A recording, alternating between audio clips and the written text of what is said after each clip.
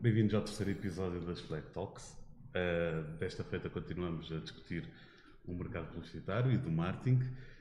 Hoje como convidados temos a Patrícia Fernandes, Olá a diretora todos. de Marketing Digital, Inovação e Comunicação É do verdade. Montepio. E ao meu lado esquerdo temos o Alexandre Montenegro, realizador, produtor executivo, dono, E CEO palhaço. e palhaço, deixa eu. E Batman nos tempos livres. Batman, enfim, gostava, mas não dá. Se calhar que eu começava esta conversa por perguntar como é que vocês vieram parar a este mundo. Eu vi que a Patrícia estudou uma área que não tinha nada a ver, não era? Línguas. É verdade. E Aliás, eu estudei tudo menos marketing. Não, eu tenho um percurso muito atípico que hoje em dia talvez já seja um bocadinho mais aceitável, por assim dizer. Na altura tive alguns desafios, porque havia um espartilho muito grande e, portanto, eu já me licenciei há mais de 25 anos e havia um espartilho enorme que condicionava muito e fazia relacionar muito aquilo que nós tínhamos estudado com aquilo depois que nós íamos fazer. E, essencialmente, eu sempre fui boa aluna e, portanto, dei-me ao luxo de poder escolher aquilo que me dava verdadeiramente prazer estudar. E sei que é aquilo que eu costumo dizer aos meus filhos, que nunca, que é tudo o que eu não advogo para eles. Portanto, foi o que eu fiz. Portanto, estudei literatura inglesa e alemã porque, de facto, me apaixonava a escrever, a ler, gostava imenso de ler e gosto ainda muito. Portanto, fui estudar aquilo que eu bem entendia, que era aquilo que me preenchia. Portanto, o curso tinha muito de filosofia, tinha muito de política, tinha muito de cultura, portanto, estudar outras culturas e compreender. E por muito estranho que pareça, nós captamos sempre muita coisa que depois trazemos para a nossa vida. Depois o que fiz foi uma série de pós-graduações, portanto eu sou pós-graduada em macroeconomia e gestão de recursos humanos, que aconteceu muito por motivos profissionais, porque senti que necessitava de uma formação um bocadinho mais específica, porque estava a fazer uma função de recursos humanos na altura e achei que não era de improviso. Mas comecei com o meu primeiro emprego, que foi na IBM. logo na área da tecnologia. É verdade, foi assim que eu me apaixonei pela área da tecnologia. Fui para a IBM e para uma área de marketing, ou pelo menos uma área de marketing de apoio à venda. E foi aí que eu comecei a perceber que isto devia de ser uma área muito gira e que eu, se calhar, em ter estudado marketing. Bom, e então o que eu fiz foi sempre, em termos profissionais, perseguir este sonho de vir trabalhar em marketing. E, portanto, entrei para as tecnológicas e estive lá 23 anos, em 4 empresas diferentes. E, de facto, fui sempre orientando a minha carreira de maneira a ir mudando de empresa, mas chegar, de facto, àquilo que eu queria. E aí portanto, tive um período muito engraçado, portanto, tive muito pouco tempo na IBM, que serviu muito, gostei muito, que serviu para me dar as bases do que era o mundo do trabalho. Depois estive na HP 2 anos e meio, muito ligada à assessoria de direção na altura e depois uma experiência específica na área de recursos humanos, daí a pós-graduação. E na altura comecei e saí para a Sun Microsystems porque saí com o diretor-geral da altura. E esta começou a ser, portanto, um traço típico de carreira. Eu, em primeiro lugar, escolho a pessoa com quem vou trabalhar, depois escolho a função e depois vejo se gosto da empresa. Portanto, porque de facto as pessoas é que fazem as empresas e ele conhecia este meu enorme gosto pelo marketing e então levou-me e nós fundámos a Sun Microsystems em Portugal, que hoje faz parte da Oracle. Aí tive 7 anos onde de facto aprendi tudo o que havia para aprender sobre marketing. Nunca sabemos tudo, mas portanto entrei sem saber nada ou sabendo muito pouco, com uma grande apetência para captar. O marketing ainda não era muito digital, não é? Não, assim, o marketing não era nada digital, portanto... Mesmo hoje, nas empresas digitais. eu tenho a sorte enorme de trabalhar com imensos millennials hoje em dia nas minhas equipas e às vezes quando vamos almoçar e queremos divertir-nos com uma conversa, eu conto-lhes como é que era o marketing quando eu comecei e quando eu tinha a idade deles, 20 e tal anos. Portanto, eu sou do tempo em que se faziam mailings impressos onde nos gabávamos entre colegas de marketing qual era o que tinha a melhor brochura ou o melhor folheto, se era um díptico ou um tríptico, qual era o call to action e como é que nós captávamos a resposta do cliente, que normalmente era com RSF, que eu tenho a certeza que aqui a nossa audiência não faz a mínima ideia o que é. Mas era um destacável que vinha e que depois, que já tinha o porte pago, e então que quem recebia dizia ou se queria ir a um evento, se estava interessado numa demonstração de produto, ou o que quer que seja. Portanto, aquilo que nós hoje automaticamente Dá no muito digital... mais trabalho para o consumidor. Dava mais trabalho para o consumidor e para o marketeer. Hoje em dia ninguém imagina ir com o RSF Não, até aos Correios. Completamente. Não, portanto, Correio, pelo menos ao marco do Correio. Depois aquilo, o resto, portanto, obviamente que os TTT se calhar estavam em melhor posição do que estão hoje em dia, mas era uma forma de facto muito diferente, onde não havia o conceito de just in time não tinha nada a ver com o que é hoje. E portanto, esta capacidade, e de facto ali a grande alteração que eu acho que veio a acontecer é a capacidade de mensuração. Não só o real time, portanto perceber o que é que estava a acontecer, ou seja, aquilo era um mundo em que não havia redes sociais, em que começavam a aparecer, eu ainda me lembro, e portanto, e como sempre trabalhei em tecnológicas, assisti ao nascimento de algumas, do Sapo, por exemplo, e da Mega Média, que hoje faz parte do grupo PT. Eu lembro-me perfeitamente, e já tive a oportunidade de ter esta conversa com a CEO deles, de ter uma reunião lá no pequeno escritório deles na Almirante Reis, sair de lá e pensar com os meus botões, mas como é que estas pessoas pagam salários? Fazem sites para a internet? Mas como é que eles pagam salários? De que é que eles vivem? Porque naquela altura... É o que as pessoas que trabalham lá, quando vão aos bancos agora, pensam. Exatamente.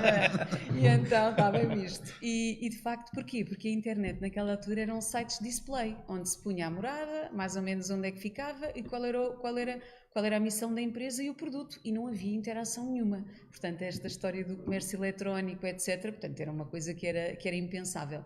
E, de facto, quando olhamos para estes 25 anos, essencialmente, e eu não acho que isto é efetivamente uma revolução que eu comparo muitas vezes à revolução industrial e à revolução da imprensa. Portanto, com um nível de disrupção desde as comunicações móveis, portanto, a largura de banda, que eu acho que foi, na verdade, a base do despontar de todo o marketing digital. Portanto, se nós realmente não tivéssemos largura de banda e, portanto, uma indústria de telecomunicações que acabou por permitir a infraestrutura em cima da qual assentaram depois todo o desenvolvimento de software que permitiu o digital e o HTML e todas essas tecnologias, efetivamente hoje não tínhamos aquilo que vemos hoje.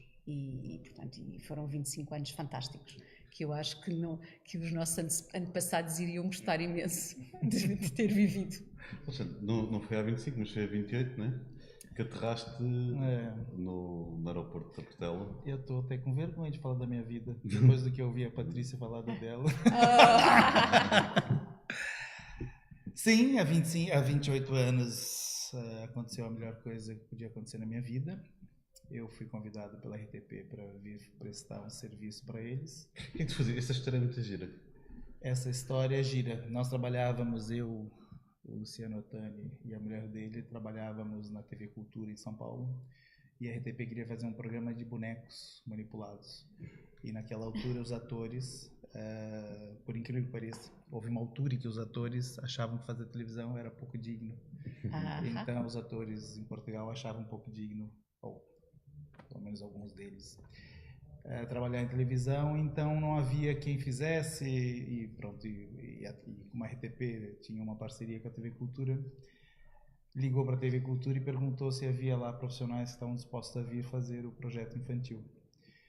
Nós éramos os mais novos, os profissionais mais velhos, mais bem, estavam melhores na casa, disseram logo que nem pensar, e nós éramos putos e falou assim, aventura, 3 meses, é pago, uhul! E ainda falaram assim, mas vamos pagar? Vamos pagar? Nós vamos viajar? Vamos para lá, para Portugal? Vamos pagar? Assim, vamos embora, e viemos. Na altura ainda a maioridade no Brasil era 21 anos, eu lembro que meu pai teve que assinar uma autorização específica para poder viajar, do qual ele se arrependeu até pouco antes de ter falecido, que dizia que se soubesse que eu tinha vindo para nunca mais voltar, nunca teria assinado. E pronto, e cá cheguei, enfim, e era um país muito diferente, mesmo diferente do que é hoje.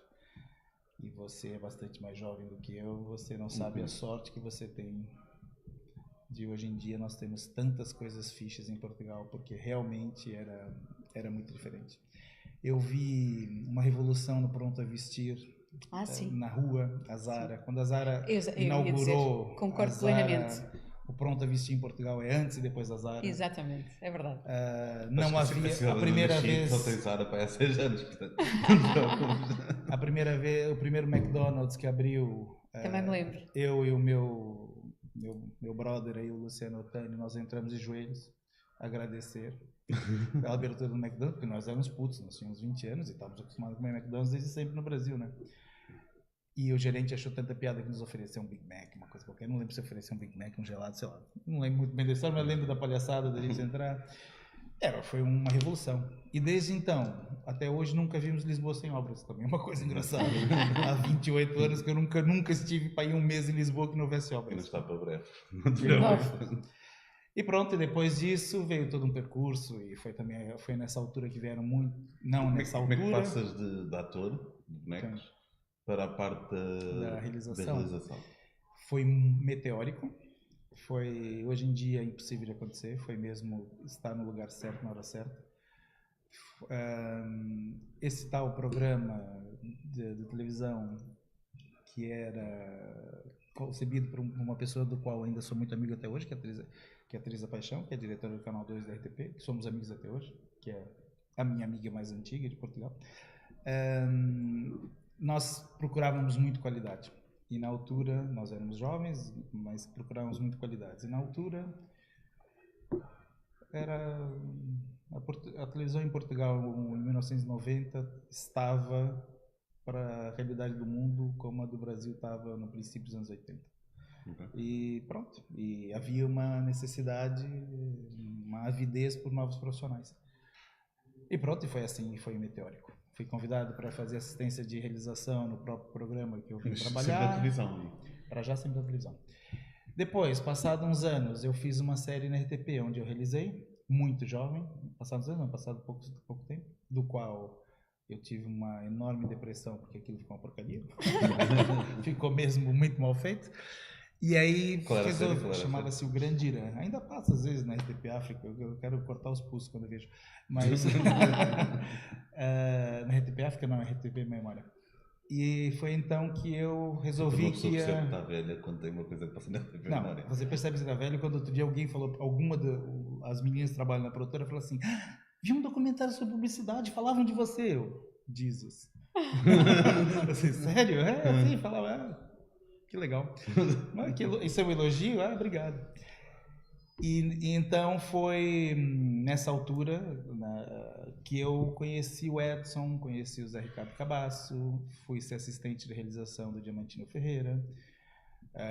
Depois minha carreira publicitária começou mais ou menos aí, ou seja, há 25 anos atrás, mais ou menos.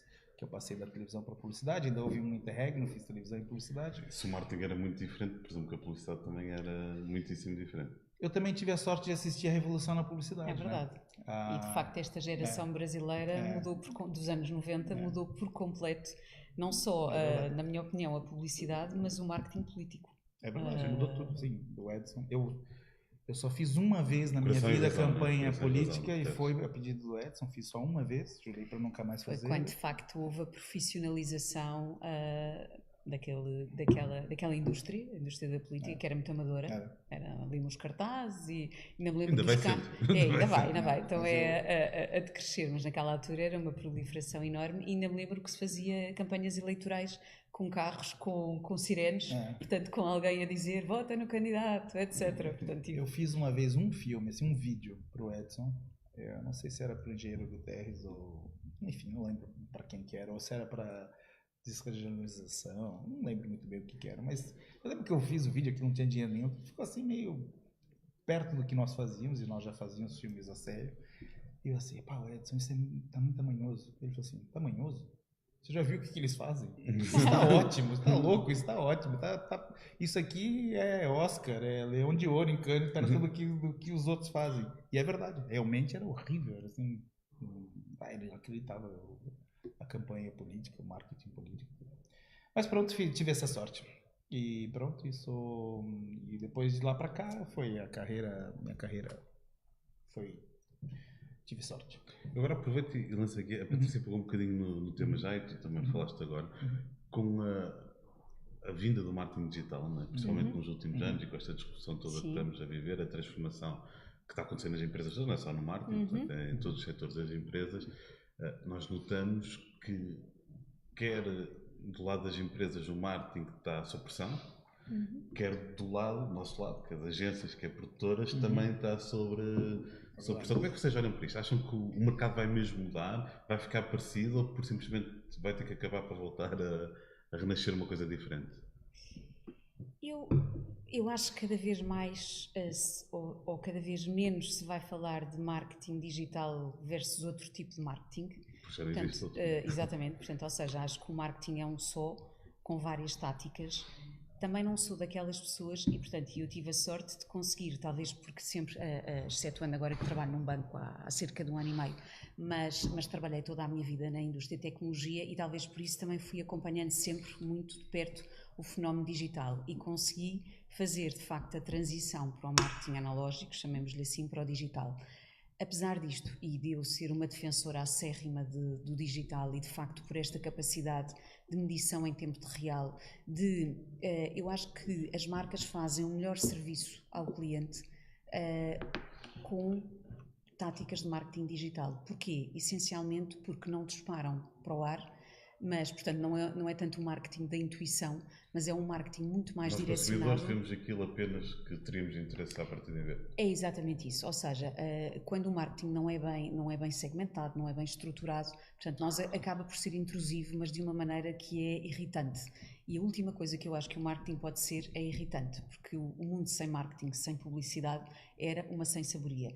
Portanto, o digital dá-nos esta capacidade de conhecer ao detalhe os comportamentos, as preferências dos clientes, quais os canais onde eles preferencialmente querem ser contactados. Pode ser no mobile, de repente pode ser quando andam a navegar na web, pode ser na rádio também. E, portanto, nós conseguimos compreender isso e, com base na análise comportamental, digamos assim, ou seja, daquilo que eu chamo de comportamentos declarados, conseguir prever também aquilo que são os comportamentos preditivos, não é? E ir ter com eles, de facto, com a proposta que faz sentido naquela altura e olhar muito para aquilo que eu chamo o life cycle, ou seja, o ciclo de vida das pessoas. Eu não posso ir propor, aqui falando no meu universo bancário, um produto de poupança, por exemplo, para uma pós-graduação, a uma pessoa com 50 tal anos, quer dizer, quando em princípio não quer dizer que toda a gente pode estudar até ao fim da vida, portanto, mas isso são exceções, não é? Portanto, não faz sentido, ou quando recebo alguma coisa de uma área ou de uma marca que de facto não é uma coisa que eu gosto, eu digo assim, bom, não tem um bom CRM, é tipicamente aquilo que eu digo. E o digital conseguiu esta capacidade de facto, ir ter com as pessoas na altura certa, no canal certo, com a oferta que faz sentido. E por isso também as pessoas estão muito mais aptas a dar mais de si. Portanto, ou seja, eu dou os meus dados, e agora para falar num tema que está muito na moda, que é a questão da privacidade dos dados, eu partilho os meus dados com aquelas marcas que eu reconheço valor e que sei que vêm ter comigo com aquilo que é relevante. Senão, eu estou muito mais fechada. Ora bem, no entanto, apesar disto tudo, eu também não advogo que de repente agora é só digital. Não, eu acho que o marketing, digamos assim, racional, é um marketing e uma boa campanha. É uma campanha que tem um mix de vários canais, porque nós não temos só pessoas que de facto estão no digital. E isso é uma coisa que eu aprendi tendo saído do mercado das tecnologias. Nós, quando estamos nas tecnologias, achamos que toda a gente está sempre ligado, always on, com todos os dispositivos, etc. De facto é assim. Há uma nova geração, e se calhar aquela grande parte daquela que nos está a ouvir, que é assim. Mas, efetivamente, se nós formos a ver até a pirâmide demográfica, nós temos uma série de pessoas que são excluídas ainda, ou temos uma série de pessoas que não teve a mesma sorte que eu tive e o Alexandre. Conseguimos fazer a transição do analógico para o digital no marketing. Portanto, há pessoas que, ou porque não tiveram essa oportunidade, ou porque acabaram por sair do mercado de trabalho antes deste grande boom do digital, que de facto não têm esta capacidade de estar nestes canais e de usufruir desta experiência. Portanto, nós temos que continuar a trabalhar e cada vez mais, eu estou a começar a chamar cada vez mais o segmento silver. Já li uma ou outra coisa, portanto não quero ficar aqui com o ónus de ter inventado o conceito, porque já li, mas de facto o segmento silver, que é o segmento dos séniores ativos, que obviamente que não é aquela ideia que se tem do sénior isolado numa aldeia. Que já não existe, né? O senhor a jogar dominó o dia todo também. Exatamente. Já não é... Portanto, aquelas pessoas que muitas vezes, portanto, nestes fenómenos, sei lá, a própria indústria bancária e outros setores que acabaram por proporcionar, por necessidades de emagrecimento, proporcionaram a saída da vida ativa e a entrada em situações de pré-reforma a pessoas a partir dos 55 anos, o que significa que há um conjunto enorme de pessoas que são séniores, e se calhar ainda nem sequer se pode chamar séniores, mas que são incrivelmente ativas. E nós temos que falar... no digital já. Exatamente, essas já estão no digital. Outras, se calhar, que estão nos seus 70, não estão. Ou seja, e essas começam a ser, de facto, a maioria da população. Há uma espécie que tem extinção, felizmente. Que era aquele senhor, quando nós estávamos muito aflitos para levantar dinheiro e tínhamos mesmo, estamos com muita pressa, e parecia o senhor com a conta da água, da EDP, do gás, e contava para as coisas. É verdade, é verdade. Cada vez vemos menos isso. É verdade. Exatamente. Isso é... E de facto, o fenómeno multibanco em Portugal é uma coisa quase única, é como a Via Verde, não é? Portanto, não há, é uma adesão e é assim, conseguiram extravasar por completo gerações. Há pessoas que de facto acabam por não estar muito familiarizadas com o digital, mas que fazem tudo no multibanco, essencialmente porque não se paga comissões, devo dizer. É uma das razões. E porque há muitos... Comparado com Espanha... É verdade. Eu ainda agora estava em Espanha. Mas o tema do comissionamento é muito importante. Eu aprendi isso agora nesta indústria. De facto, o multibanco acaba por ser um grande concorrente, ou melhor, um grande obstáculo à proliferação mais rápida da banca digital. Portanto, ela em Portugal é muito mais, portanto, ou seja, anda nos 40 e muito poucos % versus algumas regiões onde já está nos 70 e tal, 80, essencialmente porquê? Porque temos uma rede multibanco tão boa, onde todas as transações não têm comissionamento e, portanto, as pessoas transferem para ali, portanto, ou seja, esse fenómeno das rismas de contas, nós não os vemos, por exemplo, aos balcões, sei lá, dos CTT, dos bancos, mas às vezes vemos-nos no multibanco, na caixa multibanco. Porquê? Porque as pessoas levam para lá porque pagam sem ter que pagar comissão. Mas pronto, rematando e passando aqui a palavra ao Alexandre, o marketing para mim continua, é assim, se for só, é óbvio que o vídeo no digital é uma experiência engraçadíssima e o Alexandre pode falar nisto muito melhor do que eu, mas não há nada que substitua um bom filme de televisão e eu tenho esta experiência agora no Montepio. Não tive tanta experiência de fazer televisão quando trabalhei para multinacionais americanas de tecnologia, porque normalmente Portugal é um país com uma massa crítica pequena e, portanto, não recebe os grandes investimentos que permitem correr as boas campanhas em televisão e elas acabavam por ser feitas. E eu tive 14 anos na Microsoft e só consegui fazer uma campanha de televisão estando lá com o lançamento do Windows 8, se não me engano. E, portanto, eu lancei 4 Windows em Portugal. E foi um acontecimento de facto, porque a empresa tinha vindo de um Windows um bocadinho menos bem sucedido. Mas dizia, agora já no Montepio, portanto em 2017, quando a marca de facto estava a precisar de um refresh, nós só conseguimos fazer de facto com um filme em televisão. E nós tínhamos passado o ano inteiro a fazer digital. Ou seja, o que me leva muito a pensar se de facto, e a acreditar, e portanto é assim, se calhar posso ter aqui um exército de pessoas a contradizer-me e eu depois vou ter que lhes dar razão.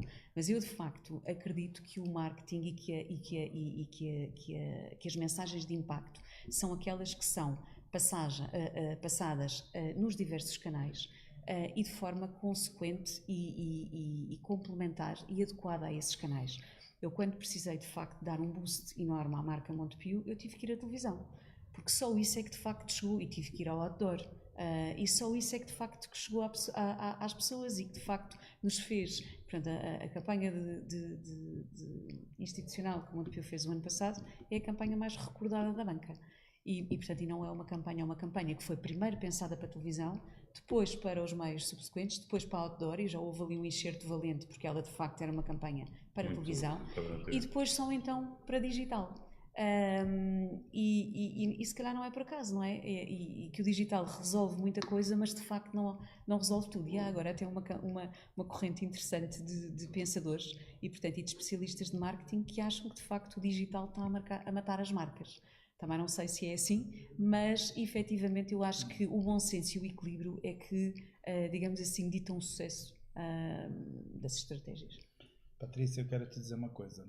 Eu só me visto de preto. E hoje eu vim de amarelo em sua homenagem. Meu Deus. Eu estou babada. Então aqui é mesmo. Os jovens estão a assistir, aprendam como é que se faz new business.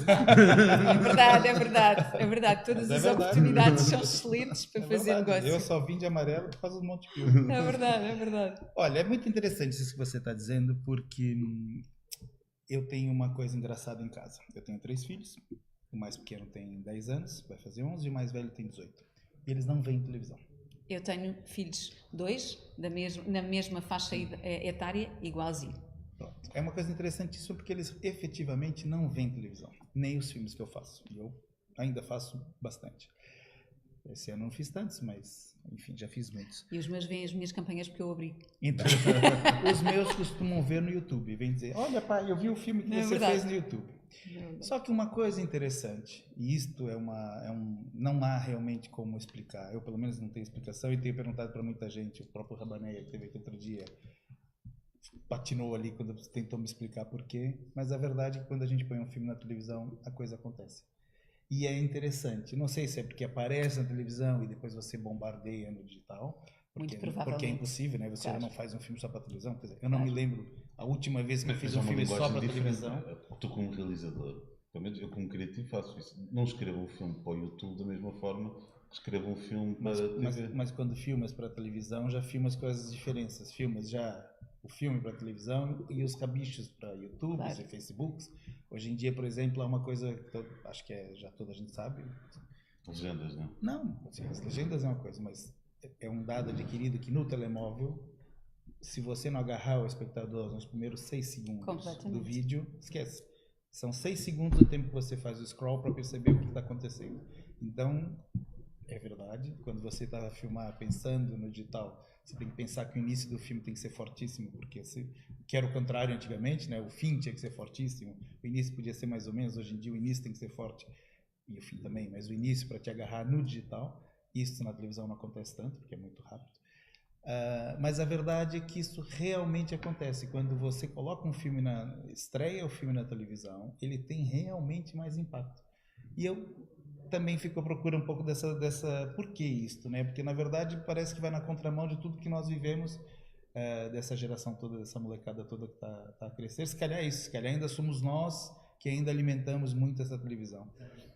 A outra coisa engraçada que nós aparecemos, nós os realizadores de publicidade, aparecemos muitas vezes na televisão naquelas making-offs e nas promoções que as marcas fazem e pronto.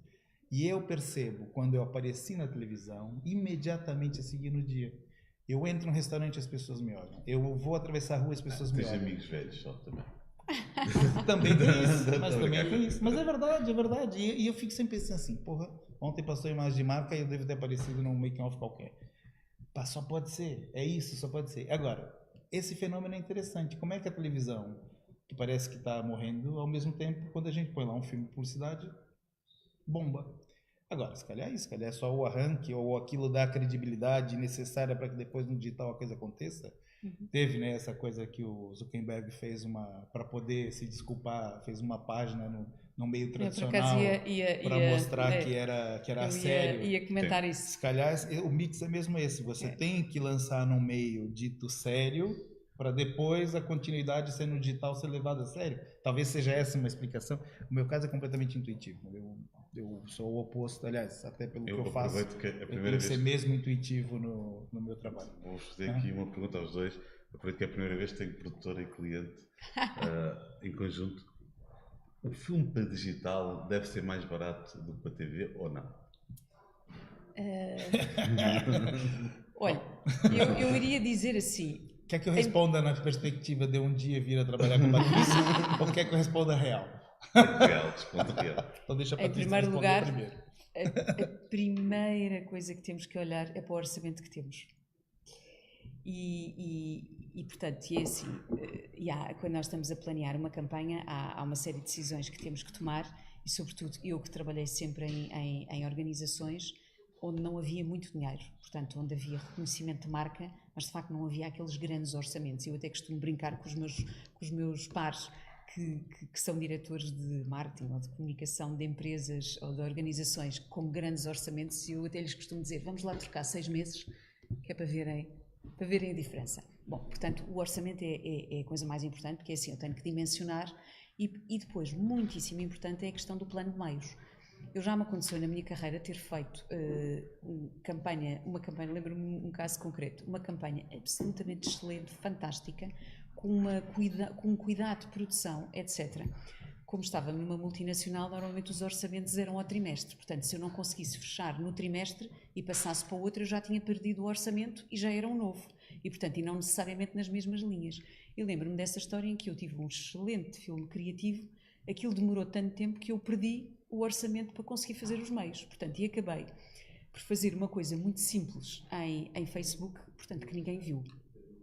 E eu lembro-me na altura, pronto, fiquei chateadíssima, como é óbvio, e naquela altura, de facto, aquilo fez-se um clique, em que isto tudo depende de um conjunto de fatores e de pilares e de dimensões. Ou seja, o meu orçamento, digamos assim, diz-me qual é a fronteira onde eu posso ir.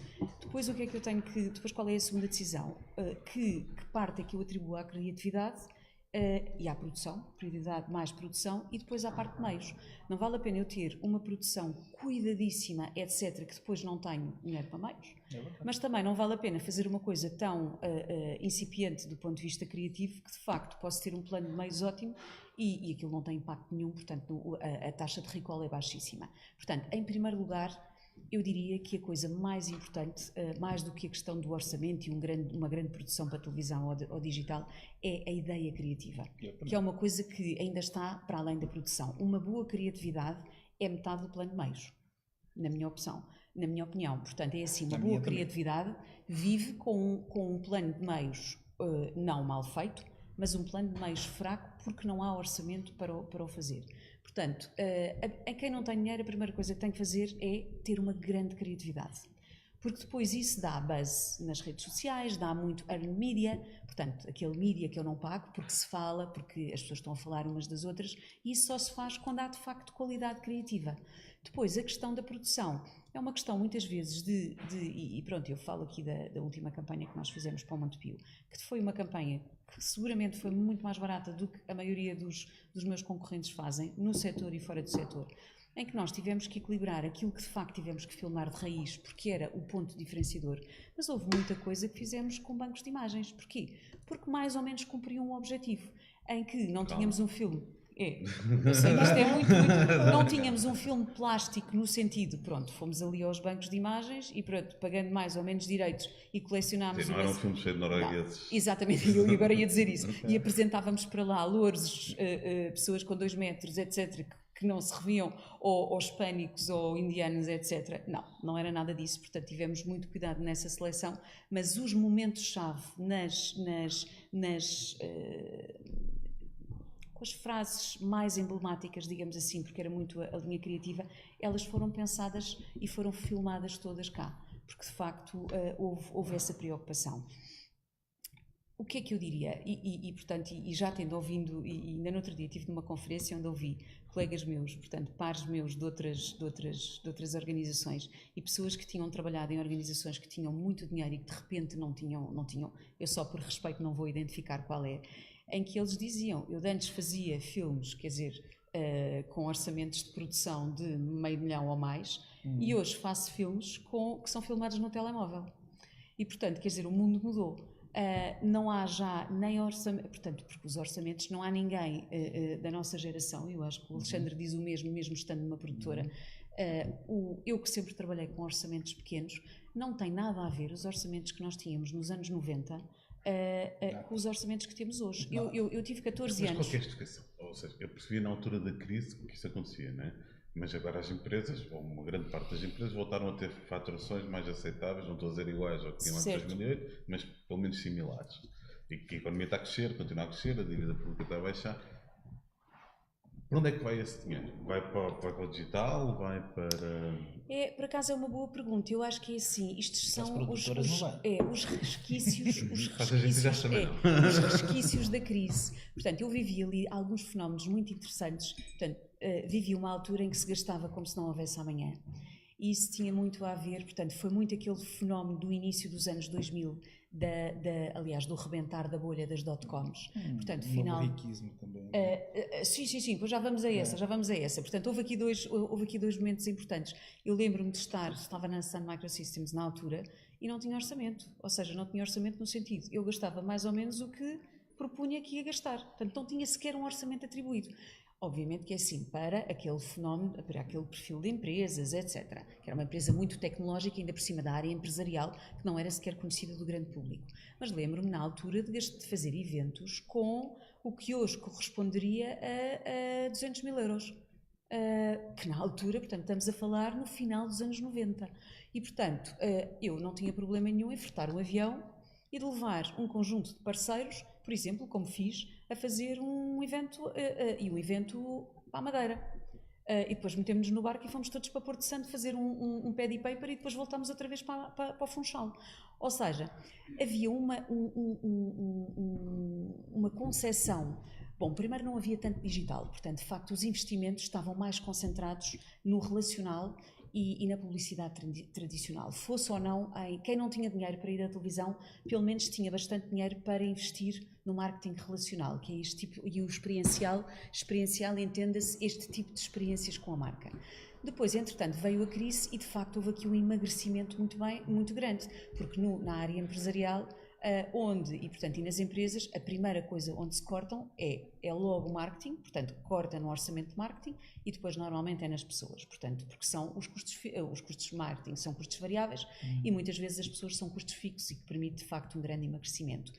E quando as crises passaram, nunca mais nada voltou a ser igual. Nunca mais. E, portanto, começou a ser quase impossível justificar aquela era anterior.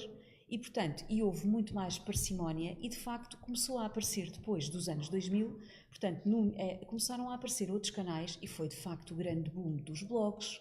Por exemplo, eu entrei nos blogs para aí em 2005, 2006. Lembro-me que em 2007 era completamente fanática do Twitter.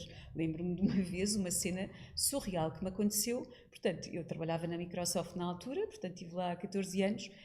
Portanto, na altura o Windows tinha uma guerra com o software livre, portanto, que era tudo que não era o Windows, e portanto, que eram contra os imperialistas americanos, o Linux, portanto, o Linux era eu lembro-me que eles tinham um blog, que era o blog do software livre, e que eu uma vez fiz umas respostas no Twitter, e portanto, dando a minha opinião sobre o que é que eu achava que era, pronto, e tinha havido um grande escândalo, lembro-me no Ministério da Educação, o governo na altura tinha adjudicado uma coisa qualquer em software livre e aquilo rebentou tudo. E eu lembro-me de fazer um tweet no Twitter que era só, pois, o barato sai caro. Como não sabia muito bem o que era o Twitter, pensava que eram poucas pessoas as que me estavam a seguir. Bom, e de repente, passado umas horas, tinha a minha cara e o meu post na homepage do blog do software livre. Bom, e lembro-me, fui a umas reuniões e quando voltei, tinha comentários no meu feed de tweet, a chamarem-me os nomes todos, etc. E foi quando eu me apercebi do impacto das redes sociais. E foi muito engraçado. Como é que eu comecei nas redes sociais? Isto hoje, as pessoas que me estão a ouvir não vão acreditar. Portanto, eu trabalhava na Microsoft, uma empresa como a Microsoft, que tinha imensa autonomia na altura local, e eu entrei nas redes sociais em meu nome. Portanto, punha lá que era diretora de Relações Públicas e Comunicação e depois também de Marketing Central da Microsoft, mas era a Patrícia Fernandes. E, portanto, as minhas redes eram as da Microsoft. O que é que eu tinha o cuidado? Obviamente que eu só colocava conversas profissionais, portanto, não punha absolutamente nada de pessoal. Até que para aí, em 2007, 2008, comecei a achar que era melhor separar as águas. E então começámos com as redes oficiais da empresa. Mas isto, de facto, é como tudo começou. E, a partir daí, houve um segmento, e, portanto, eu lembro-me, a minha agência de assessoria de imprensa da altura, eu lembro-me de lhes pedir: olhem, eu quero passar a ter um serviço que não é só clipping, nem assessoria de imprensa tradicional. Eu quero um serviço de acompanhamento de blogs. Bom, eles marcaram uma reunião para me perguntar o que era aquilo. Eu digo assim: começam a aparecer estas coisas dos blogs e eu quero saber o que é que se publica sobre mim, leia-se, empresa onde eu trabalho, sobre a minha empresa. E eles construíram um serviço para mim, que depois passaram a vender a outros clientes também. E portanto isto foi engraçadíssimo e portanto este ir para o digital para mim foi completamente natural, foi orgânico, aquilo que hoje se chama orgânico. E portanto, e de facto os investimentos começaram a aparecer a partir daqui. Portanto, quem pensa, eu digo isto para aí que eu entrei no Facebook há 12 anos, para aí, depois, entretanto, criei a conta quando percebi que havia 12 ou mais, há uns 13 ou 14, criei a conta e esqueci-me que tinha a conta no Facebook.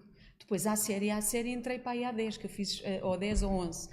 E eu para aí, 2, 3 anos depois, lembro-me de dizer, e ninguém me acreditar em mim, eu digo, o Facebook não é uma rede social.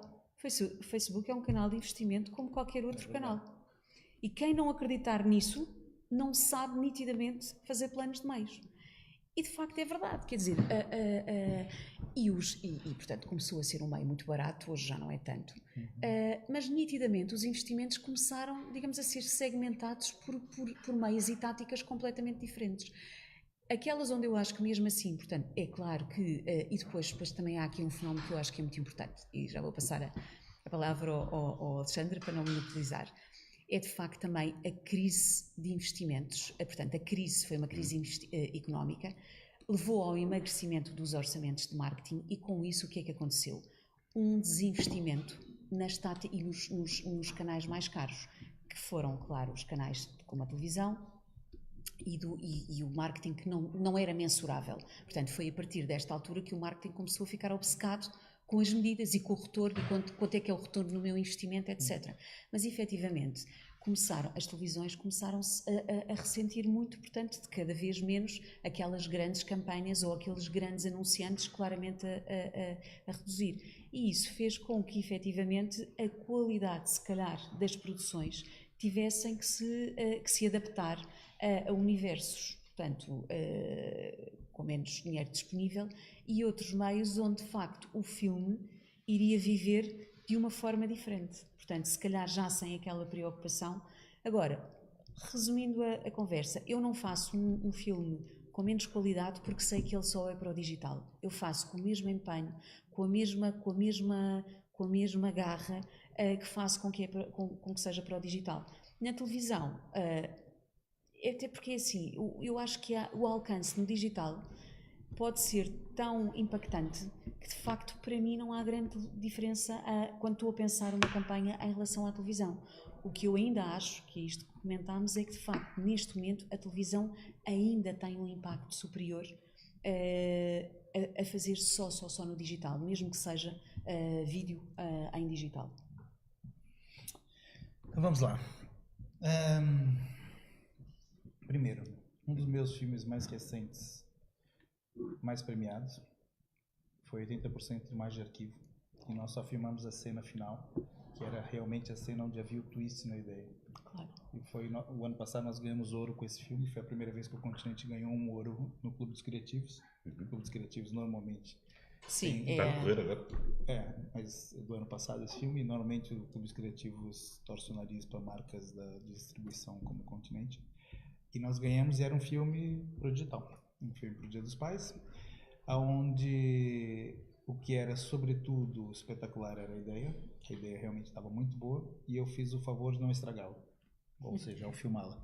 Ao filmar a parte final não estraguei, e a escolher as outras imagens e a propor ou seja, há um trabalho de realizador sempre, mesmo quando as imagens de arquivo. Sem dúvida, isso é importante que se diga. Não existe, é ilusório as pessoas acharem que, há muitas que pessoas não há pensam. se você não envolver uma pessoa criativa numa escolha de imagens de arquivos, você corre o risco de ficar uma porcaria e pronto.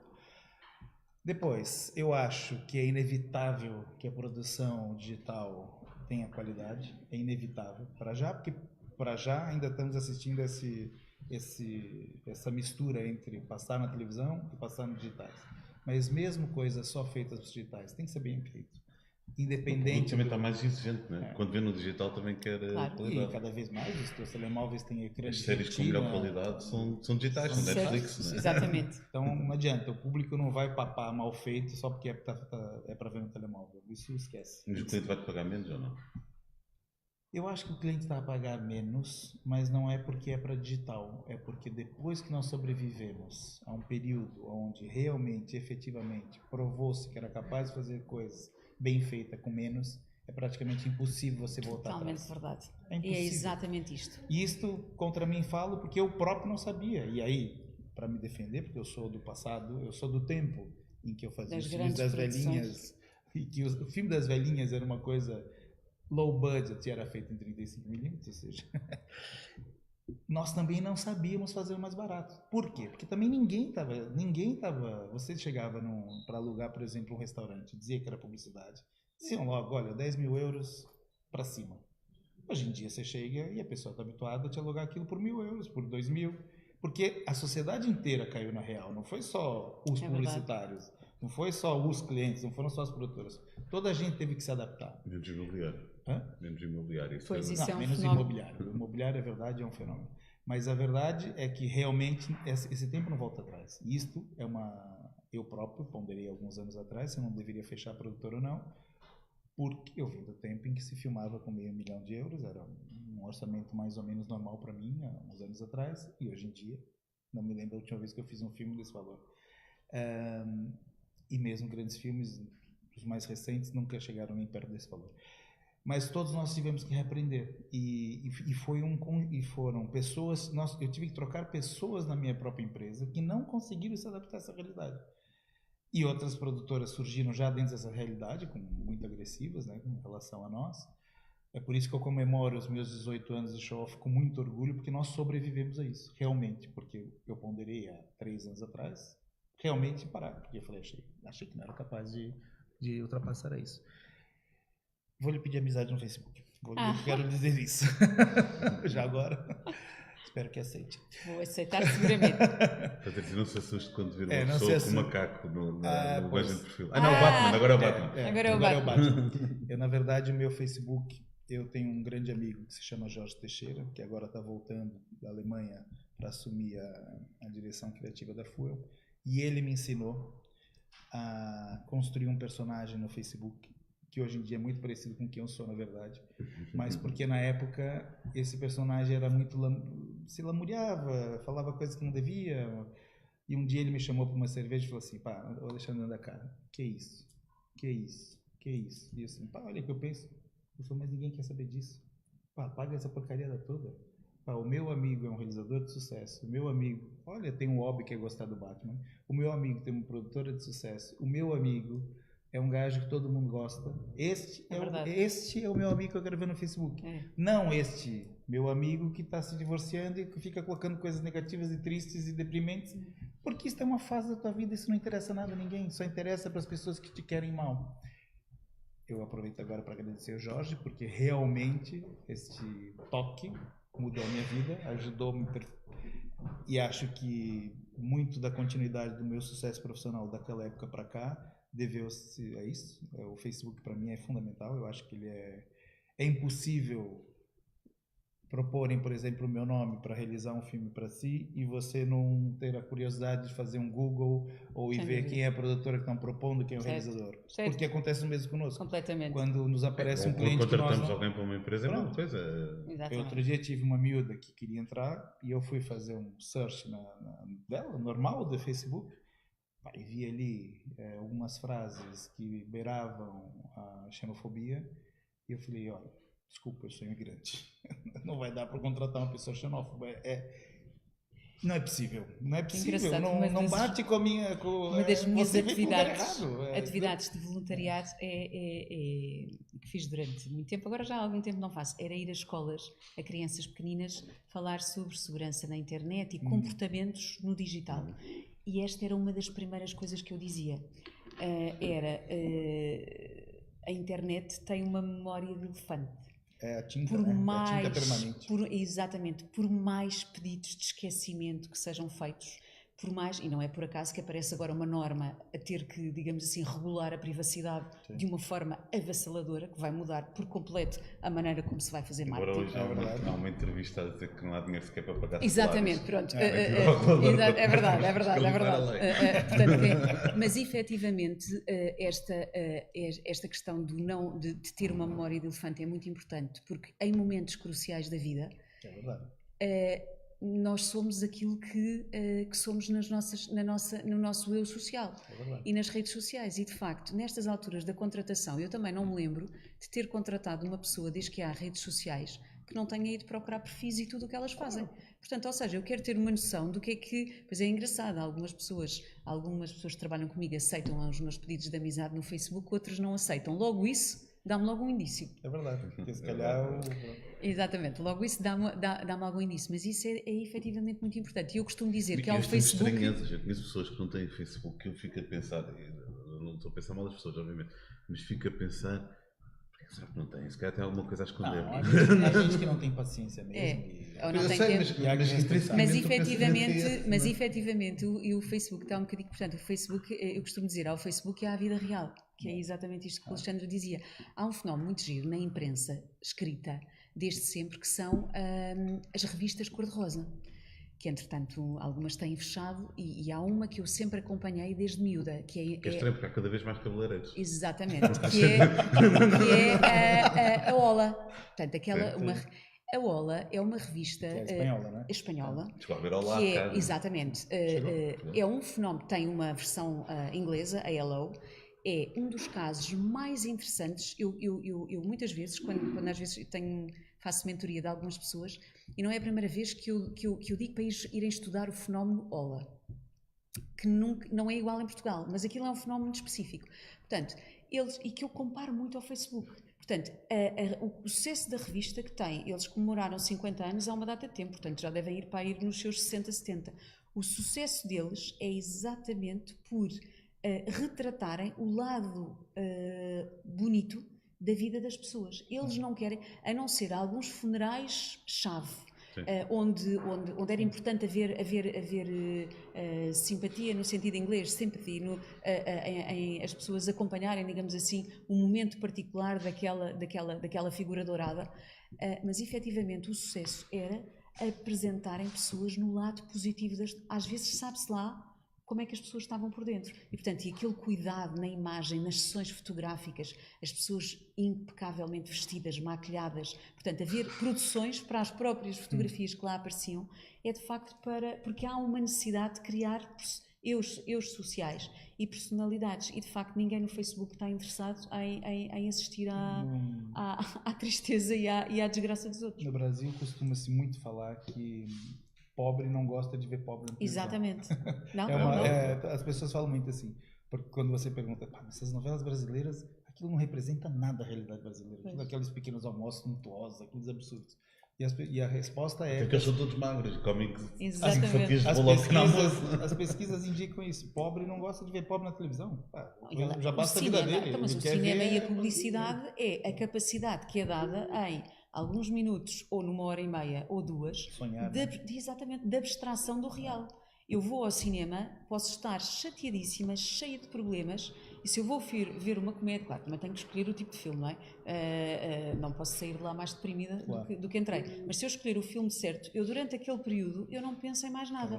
E quanto mais eu entro dentro da tela, e eu de facto nessas alturas eu não quero ver nada que se compadeça com o meu estado de espírito. Portanto, e isso eu acho que é fundamental. Isso justifica o fenômeno desses filmes de super-heróis, porque eles são absolutamente absurdos. Mas é exatamente isso, durante 2 horas, 3 horas, você sai da sua realidade. Ninguém acredita lá que Nova York está sendo destruída com aquela facilidade lá pelos dinossauros e pelos aliens, e que tem lá um fulaninho com armadura que salva aquilo tudo, mas durante 3 horas... Sabe bem você esquecer que isso... Sabes que uma coisa gira, estavas a falar do Iron Man, não sei se vocês sabem, mas quando o Tony Robert Jr. foi convidado para fazer a personagem de Iron Man, foi-se inspirar no Elon Musk e foi à Tesla reunir com o Elon Musk, porque se houvesse um Iron Man verdadeiro, seria o Elon Musk. E uma das armaduras do Iron Man está na Tesla, no gabinete do Elon Musk. Então eu vou dizer uma coisa mais interessante sobre o primeiro Iron Man. Eu, quando fui ver o primeiro Iron Man, eu estava na dúvida entre 2 carros. Entre absolutamente 2 carros. Eu tenho 3 filhos, família grande, cães, e eu queria um carro de 7 lugares. Eu estava na dúvida entre um Audi e um BMW. E estava na dúvida e fiz o test drive de um, fiz o test drive do outro. Os 2 eram fantásticos, assim, e os valores muito compatíveis, e eu assim, caceta, o que eu compro? BMW é BMW. Audi, apesar de tudo, é Audi. Não, apesar de não ser BMW, é Audi. E fui assistir o Ironman. E saí da sala, vou comprar um Audi. E não tinha a menor ideia, porque... não tive a menor ideia porque que eu decidi. Passado um tempo, eu adoro ver os making-offs, né, enfim, sou realizador, Claro. e vejo a parte técnica como é feito. Um dos designers, ou um dos principais designers da armadura do primeiro Ironman era o estilista da Audi, do carro da Audi.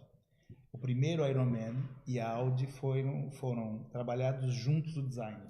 Até porque a E se personagem tem um Audi, sabe? Então, e se você reparar, o Tony Stark tem um Audi, os carros que aparecem são Audi, mas é a Audi sutil, é uma das né? marcas com mais presença em product placement. Mas olha a inteligência, eles colocaram a armadura do Ironman com traços do Audi, e aquilo de alguma forma subliminarmente me deixou assim, eu fiquei apaixonado pelo filme, achei o filme fantástico, foi um dos melhores filmes de super-heróis já feitos na face da Terra antes do Batman. Sim, isso. Não trairiam. Eu tenho. Eu sou casado com ele. Eu não trairia o Batman, mas a verdade é essa. Mas o que isso nos interessa para nossa conversa? É que é inteligente. Não vou falar porque eu não quero perder clientes, mas não é algumas coisas que a gente vê em algumas novelas que o fulano fala assim, olha esse detergente, que interessante, sabe que dá para dose, sei lá quantas doses de máquina e tal, e pumba. É verdade. Pelo amor de Deus. Eu costumo dizer que isso descreve, eu sou como a nossa marca. Porque é assim, de facto, a elegância com que ela aparece em contexto, é que eu acho, e isto eu sublinho em contexto, é que é diretamente proporcional à credibilidade que cria. De facto, quando é a mesma coisa que eu dizer, eu dou 5 euros a um pobre. Portanto, se eu o faço de forma discreta, o meu gesto é nobre. Se eu de facto faço isto e depois vou dizer, olha, acabei de dar ali 5 euros àquele, pedi, o que é que vão pensar de mim? Quer dizer, ou seja, eu acho que acaba por ser um bocadinho, a credibilidade vem da elegância como nós fazemos as coisas, e de facto hoje o product placement está um bocadinho ostensivo demais. Já que falamos de criatividade, eu aproveito para falarmos, já que falamos de product placement, aliás, para falarmos um bocadinho da criatividade e do estado da arte da criatividade. Voltando um bocadinho ao início da nossa conversa, onde falavas da automação, por exemplo, o que eu sinto muitas vezes, e talvez estar na pele do criativo também, é sentir que quando vejo coisas que são feitas com base em programática, em automação, o conteúdo é muito mais art selling do que era anteriormente, em que era verdadeiramente conteúdo. Ou seja, em que era feito para as pessoas quererem ver. Será que a criatividade se está a perder no meio desta revolução toda? O que eu vou dizer é muito polémico e pode ser sempre contraposto. Mas eu acho que, de facto, o digital, e quando eu estou a falar no digital, estou a pensar, e é por isso que começaram a aparecer os formatos diferenciadores. Os formatos iniciais do digital, de facto, toldavam a criatividade. Porque é assim, quando eu tenho um MREC, eu não consigo explicar no MREC aquilo que provavelmente consigo explicar numa página inteira no Expresso. Ou em 20 segundos mesmo, já não estou a falar em 30 ou 45, mas em 20 segundos de televisão. Portanto, eu acho que, de facto, espartilhou um bocado, e daí também a necessidade de começarem a aparecer formatos diferenciadores ao digital, também no digital, peço desculpa. E portanto acho que, e entretanto perdi-me completamente com a pergunta inicial. Não, como é que a criatividade, se a criatividade se estava a perder com o digital e com a parte da automação do marketing? Espartilha, com o programático eu acho que não. Ou seja, pelo menos não consigo encontrar aqui propriamente numa justificação. Programática é mais uma forma, sem intervenção humana, digamos assim, dos conteúdos certos aparecerem supostamente. Vamos acreditar que é o programático linear, funciona, portanto, sem mecanismos obscuros a inflacionar. Vamos acreditar que é o verdadeiro programático como ele foi pensado, e que é interessantíssimo. E que de facto é a capacidade, é aquilo que eu dizia no início, é a capacidade da nossa mensagem aparecer na altura certa, à pessoa certa, e que lhe encontra relevância porque há de facto um fit.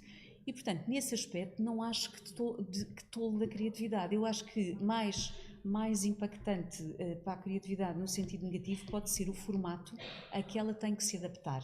e não tanto o facto dela aparecer de forma automática. Isto pelo menos é aquilo que, e da minha experiência, eu também já fiz bastante programático, confesso que tenho algumas dúvidas, portanto, conceptualmente sou uma fã. Os resultados da prática nunca me demonstraram até agora que seja uma coisa tão boa como advogam. Portanto, olhando para resultados práticos, muito sinceramente. Não sei se tem a ver com os long tails, não sei se tem a ver com os inventários. Quando falamos com os publishers, normalmente eles são muito defensivos, no sentido em que garantem também inventário premium, etc., para programático. O que é certo é que os números não demonstram que é assim tão fantástico como na teoria, portanto tem tudo para correr bem. Se calhar para já. Para já, sim. Se calhar é uma questão de tecnologia. É uma questão de tecnologia, é uma questão de tempo, não sei. Nós tivemos uma discussão nos lusófonos, né? Sim. Sobre inteligência artificial, que eu ainda estou levando na cabeça até hoje, porque eu disse que, na minha opinião, a inteligência artificial é o grande vilão da nossa humanidade. É o que vai provavelmente acabar conosco e não um ataque alienígena. E comentei que, junto com o Rabaneia, né? Que já existe criatividade de inteligência artificial. Né? Tem, a McKen tem em Singapura, salvo tem um diretor criativo que é um robô. E pronto, isso é o princípio de muita coisa. Mas, por outro lado, eu sou um otimista e eu continuo achando que nada substitui o talento. Eu continuo achando que o nosso grande dom e o dom de cada um de nós, independente da área que nós tivermos, da área específica, é a nossa capacidade de criatividade. Eu acho que a Patrícia só chegou onde chegou porque, de certeza absoluta, tem muita criatividade além de competência. Você, a mesma coisa? Eu sei, eu conheço, nós nos conhecemos já há algum tempo. Mas tem um podcast.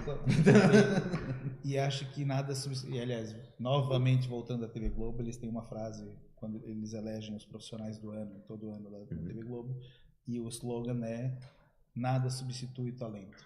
E eu acho mesmo que nada substitui o talento. Inclusive, para responder também que você pode ter coisas geniais e baratas.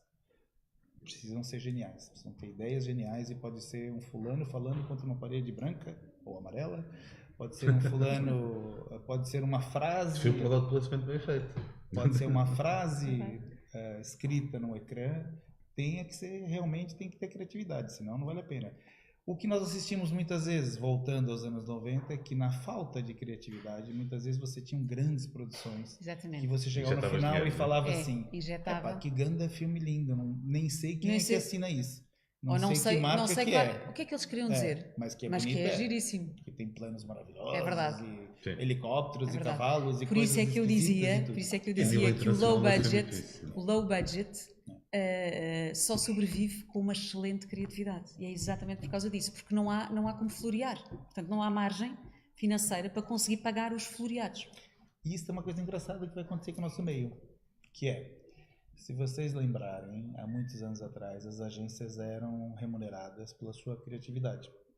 Sim. Depois, as agências começaram a buscar remuneração em produção, em mídia, e blá, blá, blá, blá, blá, blá, blá. E essas coisas foram saindo, né? Criaram-se grupos de mídia, criaram grupos de produção, os especialistas em controles disso, daquilo, e as agências vieram alguns momentos de crise. E agora estão surgindo várias novas agências, e engraçado que quase todas são nacionais, que é uma coisa fixe também, onde a tônica é a criatividade. E é engraçado que elas estão novamente retomando. É óbvio que as multinacionais também estão indo por esse caminho. Eu não quero perder meus clientes todos numa só frase. Mas a verdade é que a criatividade está voltando a ser o diferencial e o que realmente vale a pena você investir. Óbvio que eu adoro fazer filmes de helicópteros e cavalos e imagens debaixo d'água, e se eu puder faria sempre, mas eu também acho que um filme muito simples e com uma ideia genial funciona perfeitamente. E este exemplo que eu dei desse filme do ano passado, que nós ganhamos lá o ouro no Clube de Criativos, foi isso. Foi um filme baratíssimo, aliás, irrisório, e com uma criatividade brilhante. E fez toda a diferença. Muito bem. Eu ia fazer uma pergunta final aos dois, visto que estamos numa escola, né? Uma pergunta que eu faço sempre a todos os convidados. Já começo pela Patrícia.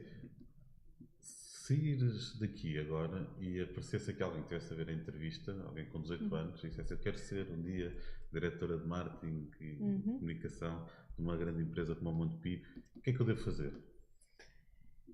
Bom, em primeiro lugar, investir no conhecimento, na formação e num conjunto de competências robustas que de facto permita falar com conhecimento de causa.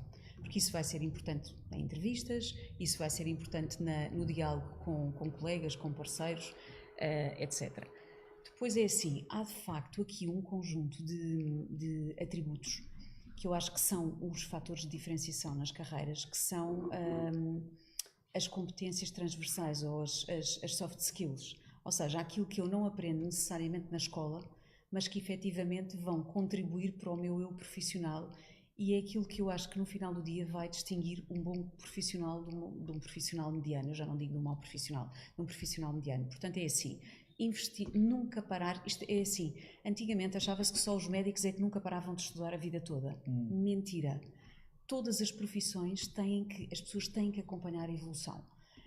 Algumas áreas é preciso estar mais em cima do acontecimento, outras menos. Mas isso é assim, nunca. Portanto, a curiosidade intelectual é uma coisa que eu acho que deve sempre acompanhar quem quer que esteja agora a ir para o mercado de trabalho. Perceber porque é que é assim. E porquê? Porque uma das soft skills que eu, por exemplo, mais valorizo é uma coisa que eu chamo growth mindset, mentalidade de crescimento, que é dizer assim, é olhar para o não e para as adversidades como uma oportunidade de melhoria, como uma oportunidade de corrigir e de fazer melhor para a próxima vez e de ousar e não ter medo de ousar. E isso nós só conseguimos fazer quando temos curiosidade intelectual, queremos sempre experimentar coisas novas e falamos muito, portanto, muita troca de ideias, portanto, trabalhar em equipa hoje é uma coisa completamente fundamental, portanto, ninguém consegue fazer funções absolutamente isoladas. Portanto, investir em formação, curiosidade intelectual para procurar respostas para as coisas, conversar com os outros, trocar ideias, viajar, conhecer outras culturas, conhecer outras formas de pensar, coisas que nos enriqueçam, se calhar ir lá para fora, mas voltar. Eu sou uma advogada e uma fã enorme deste país. E custa-me imenso ver, acho que todos os jovens deviam de passar lá por fora, e se as finanças lhes permitirem, nem que seja uma viagem ou uma estadia lá fora, mas pensem sempre em regressar, porque de facto custa-me imenso ver o talento, a fuga de talento, e portanto, e se realmente não houver talento que regresse, o país não pode progredir. Portanto, mas acho que portanto, hoje vivemos num mundo global, portanto não nos podemos fechar nestas fronteiras e nestas formas de pensar. E depois é de facto procurar experiências profissionais, organizações onde efetivamente que sejam qualificantes, que permitam de facto testar e desenvolver estas soft skills que não se aprendem na escola e que só se aprendem treinando ao longo da vida. E portanto, isto de facto, as carreiras são aprendizagens ao longo da vida. E depois uma coisa muito importante que é humildade. Nós devemos planear carreiras, sim, e todos temos que ter a ambição legítima de terminar uma carreira muito melhor do que quando a começámos, senão algo correu terrivelmente mal, até porque assim a experiência acumulada leva a isso. Mas isto deve ser feito QB, ou seja, não atropelando outras pessoas, com a ambição certa, que deve ser diretamente proporcional à minha capacidade de entregar à organização.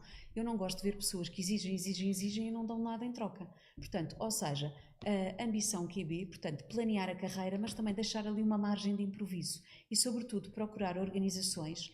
Muitas vezes as marcas não correspondem às organizações que estão por trás, são grandes marcas e de facto a experiência não é fantástica, ou às vezes ao contrário, as marcas até podem não ser aquela surpresa inicial e de facto as pessoas conseguem ter ali uma vivência muitíssimo interessante. Portanto, planear, portanto, investir em estudar, investir no desenvolvimento, na curiosidade, testar outras culturas, planear, mas também dar um bocadinho lugar ao improviso. E, portanto, e sobretudo, eu gosto imenso de algumas coisas desta geração de millennials. Esta questão de não querer um emprego para a vida, eu acho uma das coisas mais saudáveis que que existe no mercado de trabalho. Porque isto permite às organizações competirem por talento, isto permite levar de um lado para o outro, ou seja, isto é transplantar a mudança, transplantar o florescimento de novas ideias. E de facto, eu não sou contra, e tenho nas minhas equipas pessoas que fizeram toda a carreira na organização onde eu estou e que eu adoro e que eu aprecio imenso e que acho que são ótimas profissionais. Mas esta mistura é que de facto faz as organizações moverem-se e portanto, nunca se sentirem acomodados. Portanto, desafiarem as chefias de uma forma, obviamente, ponderada, mas desafiarem sempre a fazer melhor. E, portanto, eu acho que isto de facto faz pensar que de facto podem chegar a um lugar de direção, mas também não fazerem disso uma obsessão. Portanto, se não chegarem lá, não são piores pessoas ou piores profissionais por isso, porque de facto não há oportunidades para todos e se calhar aqui também o fator sorte acaba por pesar um pouco, eu também acho que existe. Muito bem. Alexandre, faço a mesma pergunta, Mas a sorte dá trabalho, não é? Ora bem. Dá muito trabalho, mas... A sorte dá muito trabalho. O miúdo queira ser realizador. Nós, por acaso, temos na produtora, nós ajudamos a formar muitos realizadores ao longo desses 18 anos. Eu tenho muito orgulho nisso. Nós somos uma espécie de incubadora. Já saiu muita gente boa de lá e está a sair ainda cada vez mais. A primeira coisa é quando escreverem e-mails, por exemplo, que tenham pelo menos a humildade de escrever o nome da pessoa certa para quem eles estão escrevendo, terem dado uma vista de olhos no teu site antes de não me chamarem, por exemplo, de Alexandre, nós gostamos muito de vocês aí da cripto, por exemplo, que não somos colegas e bons parceiros e tudo, amigos e tudo, mas não somos. Acho que a primeira coisa, eu sinto que tem muita garotada que sai muito despreparada. A gente tem muito isso, pelo menos na nossa área. Eles vão muito despreparados. Depois eles têm de alguma forma, eu detesto o discurso de que Portugal é um país pequeno. O discurso de Portugal é um país ruim, nós somos uns coitadinhos, em mim é péssimo. Porque eu vim para cá com 20 anos, eu fiz tudo que eu fiz na minha vida. Eu vim para cá com 40 euros no bolso. Tudo que eu fiz na minha vida em Portugal. Então falar para mim que Portugal não é um país certo, não é bom. É que assim, as nossas conversas acabam sempre aí. A molecada que vai falar comigo não passa dessa conversa. A conversa vem dizer, pois, Portugal é um país, desculpa o termo, mas é um país de merda. Então, pronto. Então, temos um desacordo profundo sobre o nosso país. Então eu convido você a acabar a reunião, porque eu acho que não faz sentido você estar aqui conversando comigo. As pessoas não se preparam muito, eles saem muito despreparados, eu sinto, nessa questão de procurarem emprego, de se venderem. Depois, humildade. Não sei se é fruto de muita gente que, pelo menos, que tem acesso à minha área, acaba por ter algum dinheiro a mais para poder estudar nessa área, porque é cara mesmo. Vem muita gente com pouca humildade. E isto é fundamental para você ter sorte ou não ter sorte. Se você já entra com pouca humildade, você não tem sorte.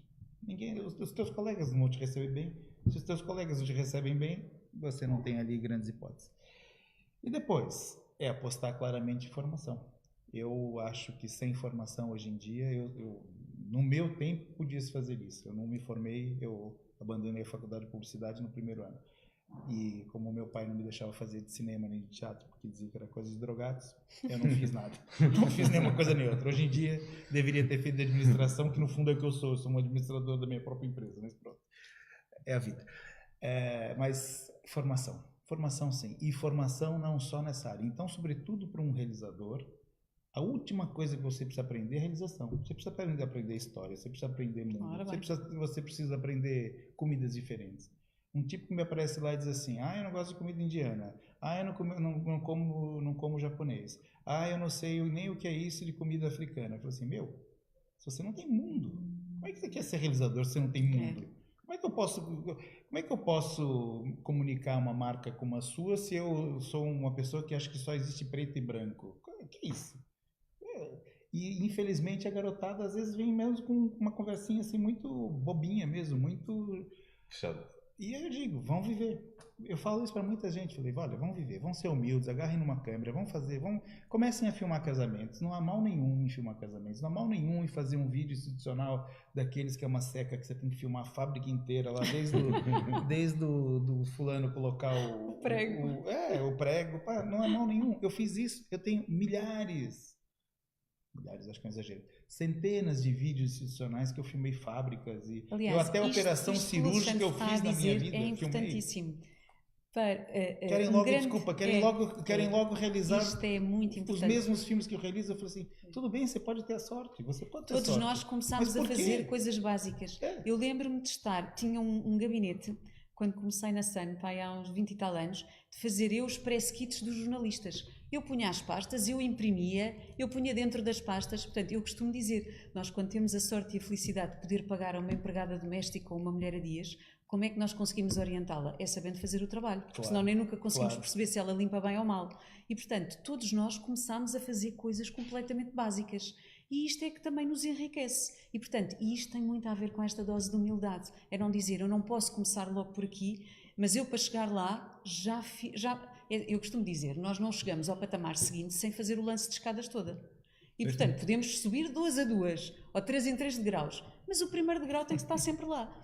Até porque a vida tornava-se chata e não tem piada nenhuma, não é? Completamente. Ninguém quer ver um filme super-herói que ele vence logo o inimigo passado 5 minutos. Exatamente. Tem que levar muita porrada. Eu tenho uma história ótima de um rapaz, que se ele assistir isso, ele vai reconhecer que é ele, mas azar.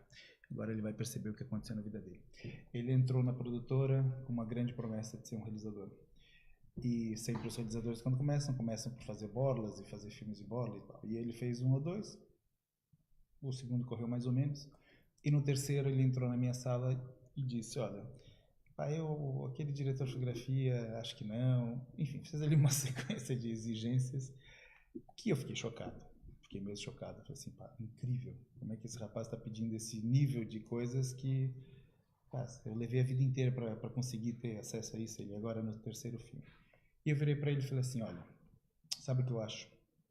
Nós não somos a produtora ideal para você. A melhor produtora do nosso mercado chama-se Ministério dos Filmes. Eles são excelentes, conheço-os todos, trabalhei com quase todos eles. Eu acho que o teu lugar é no Ministério, não é aqui. Nós não somos produtora do teu nível. Por isso eu acho que você devia ir para lá. E ele saiu convencido que eu tinha razão e que nós não éramos uma produtora do nível dele. Pronto. A última vez eu vi-o trabalhar numa portagem. A última vez que eu tive com ele. Sem desmerecer ninguém que trabalha em portagem. Mas eu acho que faltou humildade para ele aproveitar a oportunidade que ele teve. Ou seja, ele teve uma grande oportunidade, mesmo grande oportunidade. Ele teve a nossa equipa toda a trabalhar para ele, para 2 projetos. E no terceiro, ele achou que a nossa equipe não estava à altura dele. E nós indicamos para a produtora, que todas as outras produtoras, ou pelo menos eu posso dar meu nome, temos como referencial de excelência, de qualidade dos resultados dos filmes, que é o Ministério dos Filmes. E pronto, olha, se a show-off não é suficiente para você, acho que em Portugal só há Ministério. Força! O nome do dono da Ministério é Alberto Rodrigues, eu conheço, pode até dizer, olha, foi o Alexandre que indicou. É isso, sem humildade não se vai a lugar nenhum. Muito bem. Então ficamos aqui na humildade. Obrigado a todos que estiveram a assistir. Obrigada. Obrigado. Foi um prazer. Episódio. Ainda está a tempo? Ainda já acabou? Ou não? Pode. É que eu queria pedir desculpas aos meus clientes que não vão... Os das agências grandes, não me levem a mal.